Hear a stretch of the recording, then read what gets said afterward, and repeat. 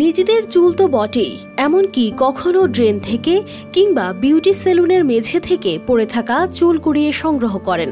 তারপর সেই চুল বিক্রি করে আয় করতেন 28 বছর বয়সী ফাতিমা, আর তার আয় দিয়ে চলত সংসার।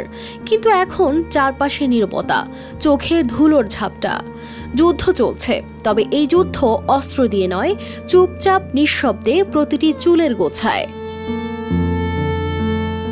তালেবান ক্ষমতায় আসার পর আফগান নারীদের ওপর নেমে আসে একের পর এক বিধিনিষেধ। কাজ করা বন্ধ, শিক্ষার দরজাও বন্ধ হয়ে যায়, এমনকি চুল বিক্রিও নিষিদ্ধ করে তালেবান।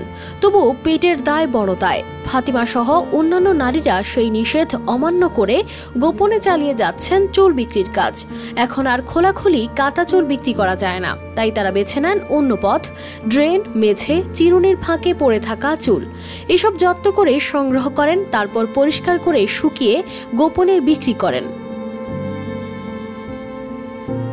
এটি শুধু অর্থ আয়ের পথ নয়, এটি তাদের বেঁচে থাকার একমাত্র লড়াই।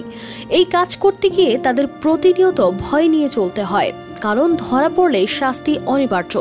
তবুও তারা থেমে যান না, কারণ ঘরে সন্তানের মুখ, অসুস্থ মা, ভাঙ্গা ছাদ, এসবের সামনে তালেবানের নিষেধ যেন ক্ষীণ হয়ে আসে। এই নারীরা যেন দিনে দিনে হয়ে উঠেছেন নীরব প্রতিবাদের প্রতীক। বাইরে থেকে কিছু বোঝা না গেলেও চুলের প্রতিটি গোছায় লুকিয়ে থাকে সাহস, জেদ আর একটি বাঁচার আকুতি। তাদের লড়াই শব্দে নয়, গন্ধে, ছোঁয়ায়, ধুলোর মাঝে। তারা যুদ্ধ করছেন চুল দিয়ে, মন দিয়ে আর চুপি চুপি আশা নিয়ে। কানিজ ফাতেমা শিমু, RTV।